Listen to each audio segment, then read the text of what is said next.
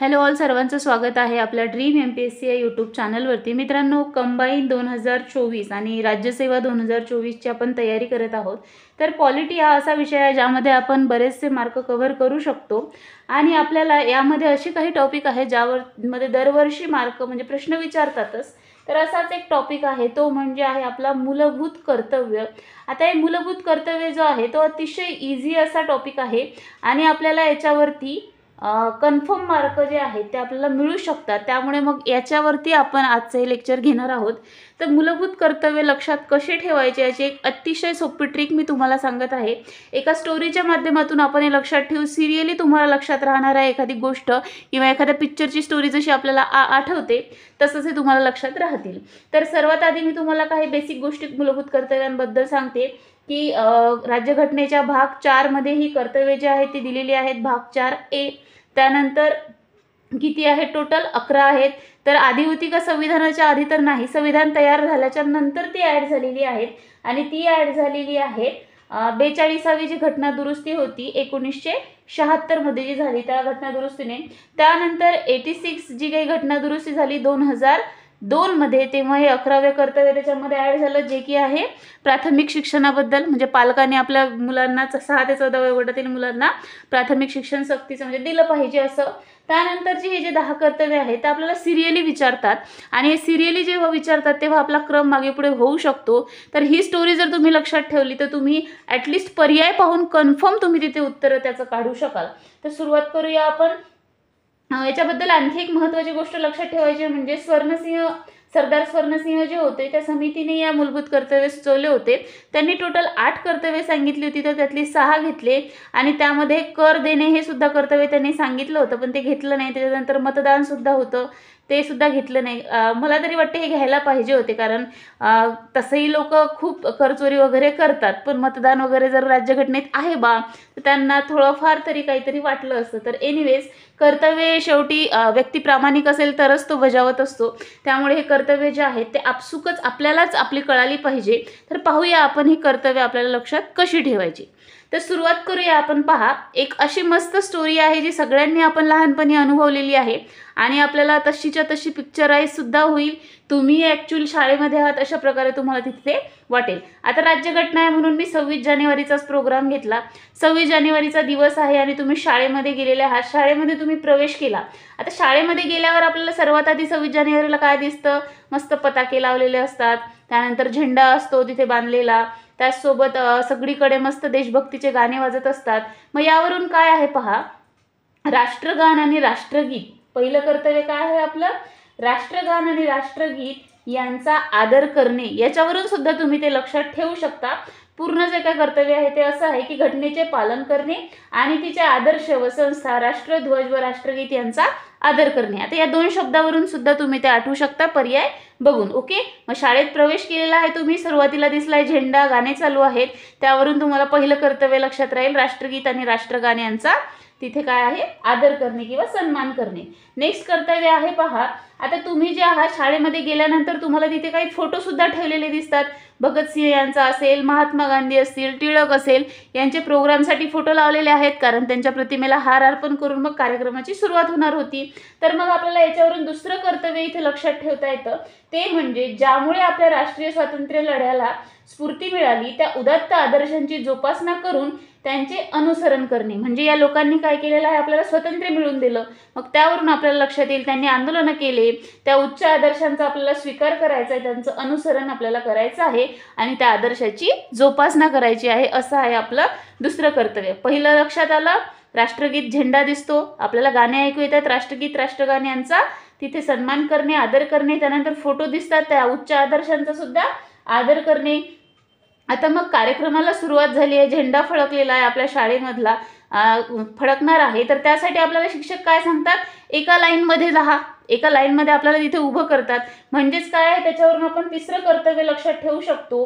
तिसरं कर्तव्य काय आहे? भारताचे सार्वभौमत्व, एकता व एकात्मता उन्नत ठेवणे व त्यांचे संरक्षण करणे. लाईन तोडू देऊ नका असं सर सांगतात ना आपल्याला.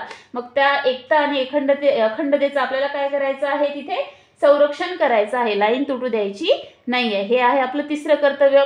त्यानंतर आता लाईन झाली आहे, आपला झेंडा फडकलेला आहे आणि आता भाषण सुरू आहे. मग या भाषणामधून आपल्याला इथे काय लक्षात ठेवायचं आहे पहा. चौथं आपलं कर्तव्य आहे की याच्यामध्ये आपल्याला सरांनी भाषण केलं, त्या भाषणामध्ये सरांनी सांगितलं की देशाचं आपल्याला रक्षण करायचं आहे आणि ते रक्षण करण्याचं आव्हान आपल्याला केलेलं आहे. आणि जेव्हा जेव्हा तुम्हाला बोलावलं जाईल तेव्हा तेव्हा तुम्हाला तिथे काय करायचं आहे, राष्ट्रीय सेवा बजावण्यासाठी. याच्यावरती एक प्रश्न सुद्धा आलेला आहे पहा. त्यामध्ये तिथे दिलं होतं की लष्करी सेवा बजावण्यासाठी आवाहन केलं जाईल, तेव्हा लष्करी सेवा बजावण्यासाठी जाणे, पण लष्करी नाही तर राष्ट्रीय सेवा बजावण्यासाठी तिथे जाणे. हे आहे आपलं चौथ्या क्रमांकाचं कर्तव्य. पहा, मग तुम्हाला स्टोरी लक्षात आली असेल भाषणापर्यंतची. आता भाषणं झाल्यावर आपल्याला काय होतं पहा, गोळ्या मिळायच्या किंवा चॉकलेट मिळायचे है ना. मग गोळी वाटपाचा कार्यक्रम राहायचा. तर मग यामध्ये असं होतं का की जे मुलं काळे आहेत किंवा वेगळ्या धर्माचे आहेत त्यांना मिळणार नाही.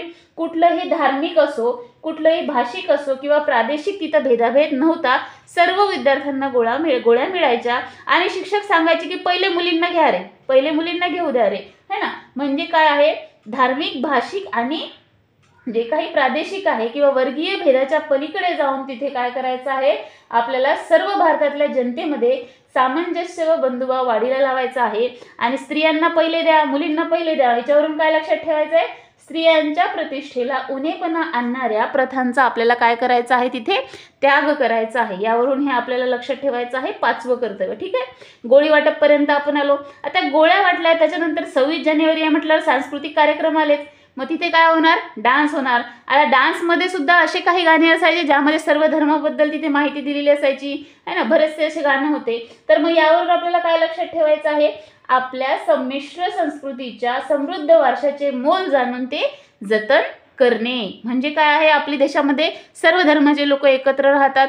मग त्या सगळ्यांची जी काही संस्कृती आहे, त्यांचा वारसा आहे, त्याचा आपल्याला काय करायचं आहे, जतन करायचं आहे. तर हे झालं आपलं 6वं कर्तव्य. मग आता सरांना माहिती आहे विद्यार्थ्यांना जर का त्याच्यानंतर विज्ञान प्रदर्शनी सुद्धा होती, पण मुलांना जर विज्ञान प्रदर्शनी झाली तर दाखवली तर मुलं चालले जातील घरी. म्हणून मग शिक्षकांनी काय केलं, आधी त्यांच्याकडून कामं करून घेतली. खरं तर हे कामं शाळेत सुरुवातीला करून घ्यायचे, पण आपल्याला कर्तव्य लक्षात ठेवायचे आहेत. त्यामुळे मग सार्वजनिक कार्यक्रम, सांस्कृतिक कार्यक्रम झाला.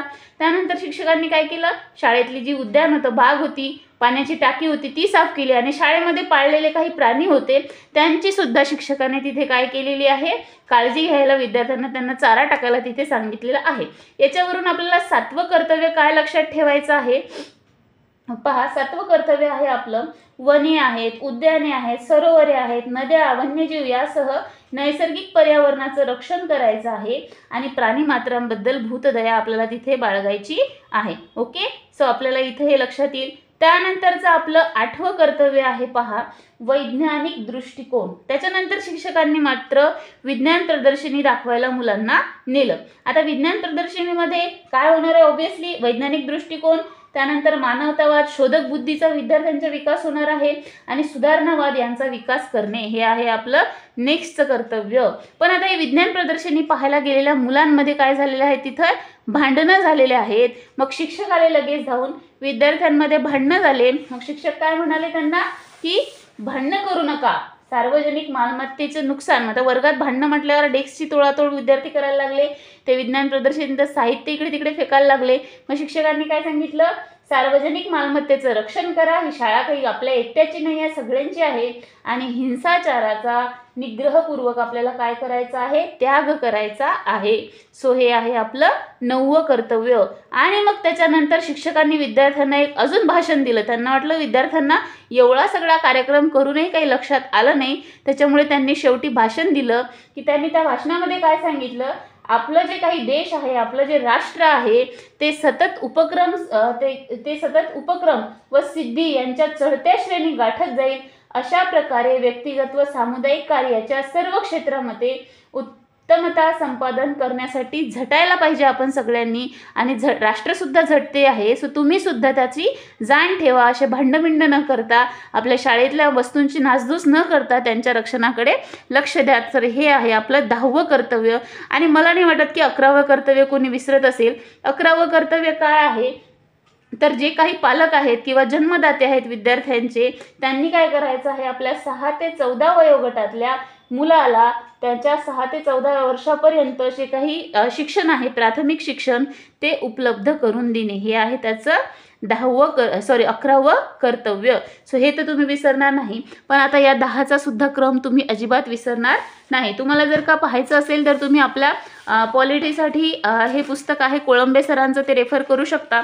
याच्यामध्ये तुम्हाला डिटेलमध्ये दिलेलं आहे आणि अतिशय सोप्या भाषेत आहे. एक दोन वेळा जरी वाचलं तरी हे तुमच्या पूर्ण चॅप्टर लक्षात राहील. सो हे सगळं काही महत्त्वाची माहिती झाली आपली मूलभूत कर्तव्याबद्दल. आणि कोणत्या देशाकडून घेतलेली आहेत? रशियाकडून त्या आपल्या भारताने घेतलेली आहेत. सोव्हिएत रशिया असं सुद्धा तुम्ही तिथे म्हणू शकता. बरं, इतर कोणत्या देशाच्या घटनेमध्ये आहेत का? तर आहे. जपानच्या घटनेमध्ये मूलभूत कर्तव्य आहेत आणि आपल्या भारताच्या घटनेमध्ये आहेत. सो दुसऱ्या देशांमध्ये ते काही जास्त दिसत नाही, जपान आणि भारत. तर तुम्हाला याच्यावरती तुम्ही लक्षात घ्या, खूप सारे PYQ तुम्हाला सोडवता येतील आणि अतिशय चांगल्या पद्धतीने तुम्हाला मी सांगितलेली आहे स्टोरी. ही स्टोरी तुम्ही एकदा पुन्हा याचा स्क्रीनशॉट काढून एकदा करून पहा, तुम्हाला नक्की याचा फायदा होईल आणि क्रम लावताना तुम्हाला ही स्टोरी नक्की आठवेल. So thank you so much for watching. Video आवडला असल्यास आपल्या ड्रीम MPSC या चॅनलला सबस्क्राईब करा आणि बेल आयकॉन प्रेस करा, म्हणजे अशाच व्हिडिओचे तुम्हाला नोटिफिकेशन मिळतील. Thank you so much for watching.